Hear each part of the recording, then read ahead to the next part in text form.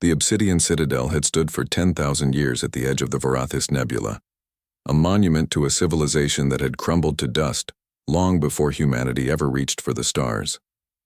Now it served as neutral ground for the Galactic Council, where 100 species gathered to debate treaties and territorial disputes. But today, the ancient halls echoed with screams. Commander Auric Dallin sprinted through corridors lined with crystalline walls, his boots pounding against floors that hummed with residual power. Behind him, delegates fled in panic, Zephyrians with their iridescent wings folded tight against their bodies, Crothian diplomats abandoning their gravity harnesses, even the normally stoic Velkari scrambling over each other in their desperation to escape. "Move! Clear the passage," Auric shouted, but his voice was drowned by a sound that made his bones vibrate, a roar that seemed to come from the foundation of reality itself. The Queen's beast had awakened Vorax. The name was whispered in the oldest archives, a creature bound by the ancient Queen Mystara as her ultimate guardian before her empire collapsed into myth. For millennia, it had slumbered in the depths beneath the citadel, sustained by arcane technology that even the Council's brightest minds couldn't fully comprehend, until today, when a power fluctuation from the nearby pulsar had disrupted the containment fields. Auric reached the central atrium just as another roar split the air. The crystalline dome above cracked, raining fragments of thousand-year-old glass. Through the settling dust he saw it. Vorax was magnificent and terrible. Its body resembled a great cat merged with something reptilian, scales gleaming like polished obsidian across muscles that rippled with barely contained power. 6 eyes burned with purple fire, ancient and intelligent. Wings, not meant for flight but for intimidation, spread from its shoulders, each membrane traced with veins that glowed with the same eerie light as its eyes. Chains of pure energy still clung to its limbs, crackling and sparking as the creature strained against them. The beast was in agony. "Security teams, fall back," Council Chairman Zevot's voice crackled over the comm system.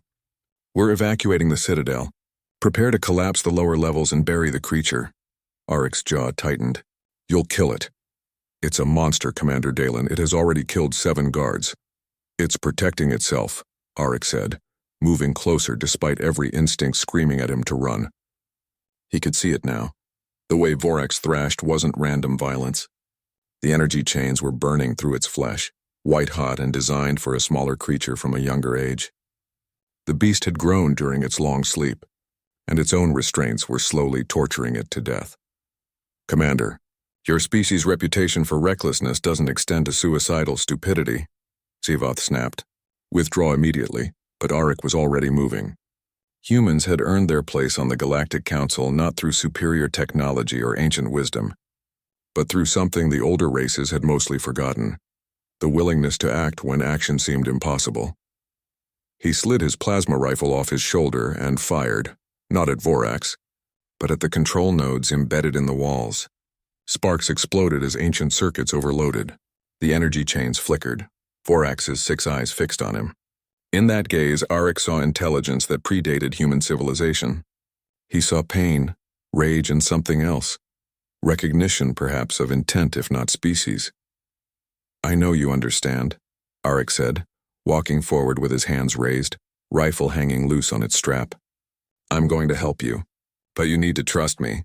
A growl rumbled from the beast's chest, low and menacing. Its claws, each one as long as Auric's forearm, scraped against the ancient stone floor. "The queen who bound you is dead," Auric continued, his voice steady despite his racing heart.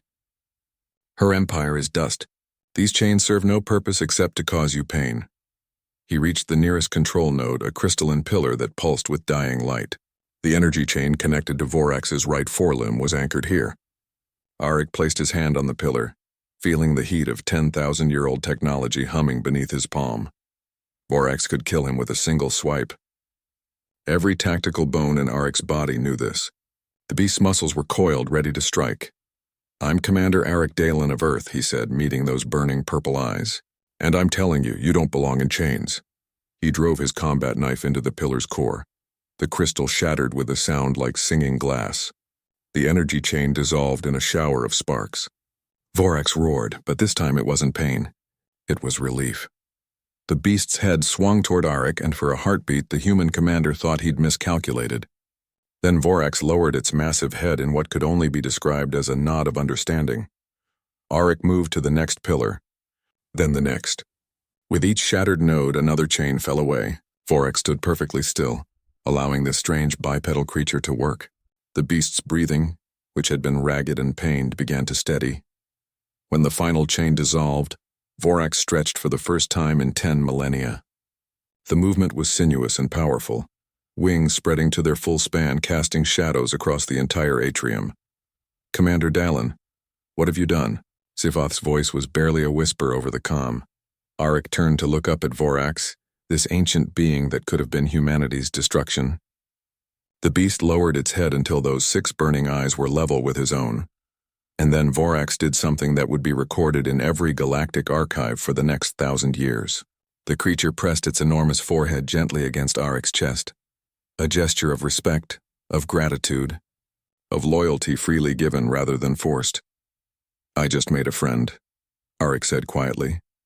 The Queen's beast, no longer ravenous, no longer bound, stepped back and released a sound that wasn't a roar but something closer to a purr of contentment. Then, with grace that belied its massive size, Vorax turned and walked toward the Citadel's ancient hangar. Where the stars waited beyond, Arik followed, one hand resting on the pommel of his knife, the other extended toward the creature that now walked beside him as an equal. Behind them, the Galactic Council watched in stunned silence as a human, one of the youngest races to ever reach the stars, demonstrated a truth the older civilizations had forgotten. Sometimes bravery isn't about fighting monsters. Sometimes it's about recognizing that the monster is simply a being in pain, waiting for someone brave enough to care. Only a human would dare. And in daring, Commander Arik Dallin had changed everything.